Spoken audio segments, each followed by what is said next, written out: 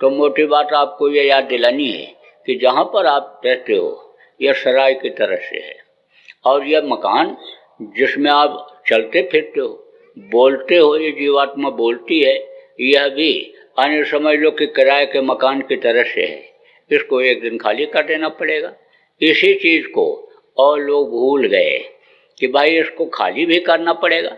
आप भी बहुत से लोग भूले हुए थे, आज आपको याद दिलाया जा रहा है कि जब समय पूरा होगा तो ये धड़ाम से गिर जाएगा। कहीं भी रहोगे इंतजार नहीं होगा। हर इंसान को यानी सांसों की पूंजी गिन करके खर्च करने के लिए मिली है। जैसे ये खर्च हो जाएगी बस ये धड़ाम से गिरेगा। अब यह है कि कोई 90 साल जिंदा रहता है, कोई 70 साल, कोई 50 साल, कोई 25-30 साल में ही इस दुनिया संसार से चला जाता है। तो उसका क्या कारण है?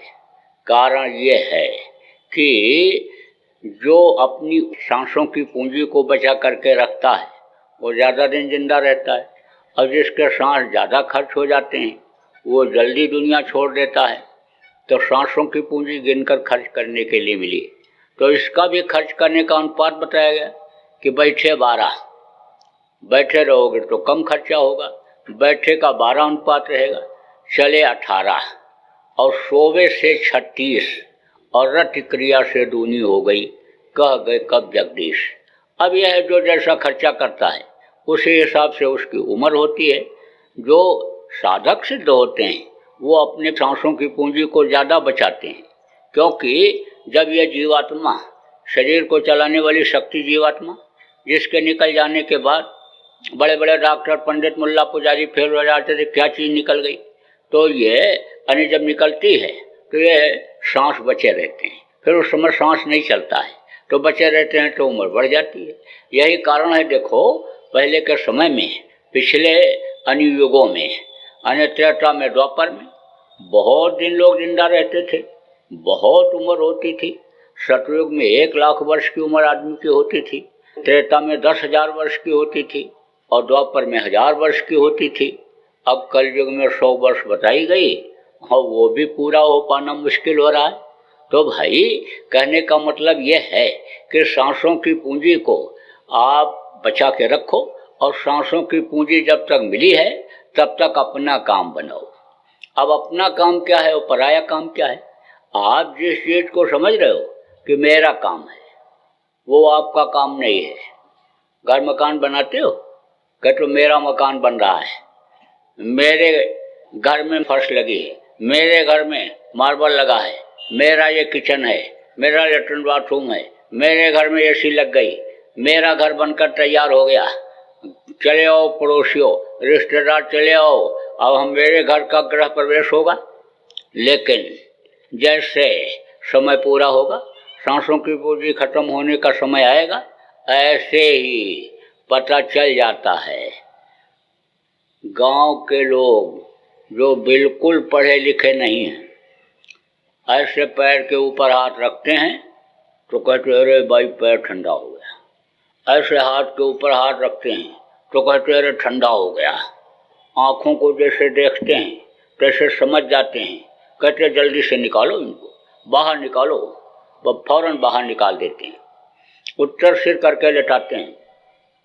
अब उत्तर सिर करके क्यों लेटाया जाता है, इस पर वैज्ञानिकों ने शोध किया तो कहा कि आखिरी वक्त पर जब उत्तर सिर करके लेटा देते हैं तो शरीर को जो सेल चलाते हैं वो जल्दी डाउन हो जाते हैं, वो कमज़ोर पड़ जाते हैं और वो बिल्कुल ख़त्म हो जाते हैं, तो प्राण जल्दी निकल जाता है। क्योंकि देखो बहुत से लोगों के प्राण के निकलने में बड़ी तकलीफ होती है। देखो चिल्लाते हैं, हड्डी हड्डी चटकती है, आँख की रोशनी खत्म हो जाती है, कान से सुनाई नहीं पड़ता है, जबान टुटली हो जाती है। उस समय पर अच्छे अच्छे डॉक्टर, अच्छे अच्छे वैज्ञानिक, अच्छे अच्छे वैद्य ऐसे खड़े रहते हैं, लेकिन वो भी फेल हो जाते हैं। वो समझ नहीं पाते हैं कि भाई अब कौन सा दर्द का इंजेक्शन दूं कि जिससे इनके दर्द में आराम मिल जाए, क्योंकि बढ़िया से बढ़िया दर्द का इंजेक्शन दे देते हैं, लेकिन वो इंजेक्शन भी फेल हो जाता है। आखिरी वक्त पर जब यमराज के दूत मार मार करके मुकद्दर हथौड़ी से इसको निकालते हैं। पापी कुकर्मी जीवों को मार काट करके ही निकालते हैं। जो संत होते हैं अपने प्राणों को आराम से निकाल लेते हैं। साधक सिद्ध जो होते हैं सुषुम्ना फोड़ कर उनके प्राण निकल जाते हैं। धर्मनिष्ठ के आँख कान से निकल जाते हैं। लेकिन पापी कुकर्मियों के संडास और पेशाब के रास्ते से यमराज के दूत मार मार करके जब निकालने लगते हैं तब अन्य समय लोग की रोता ही रहता है, छटपटाता ही रहता है। तो यमराज के दूत जब आते हैं निकालने के लिए तो बड़ा दर्द पैदा होता है। जब वो मारते हैं, झुलसाते हैं। तो अब आप ये सोचो, एक दिन आपको घर से निकलना हो, कहीं जाना हो, बहुत अच्छी रिश्तेदारी में जाना हो, आपके यहाँ से वहाँ अच्छा खाना मिलने का हो, अच्छी जगह पर आपके सोने का हो, देखोगे एक दो बार गए भी हो, लेकिन जल्द घर छोड़ने का मन नहीं कहता है। सोचते हो कि अपना बिस्तर बहुत अच्छा, अपना खाना, अपना परिवार, अपना घर, इसी में आपको अच्छा लगता है।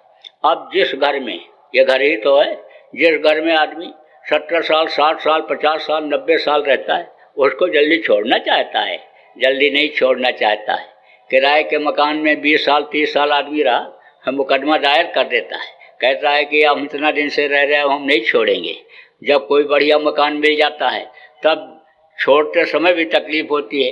बताओ, इसी में रहे और इतना दिन जो है बच्चे रहे और कोई दिक्कत नहीं रही, बच्चे पढ़ लिख लिए, ये ज़मीन और ये घर हमको बहुत फलीभूत हुआ और अब देखो हमको छोड़ना पड़ रहा है। तो ऐसे ही ये जल्दी छोड़ना नहीं चाहता, लेकिन छोड़ना तो पड़ता ही पड़ता है।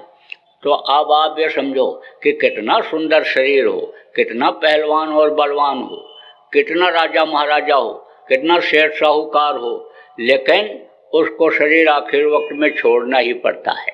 तो ये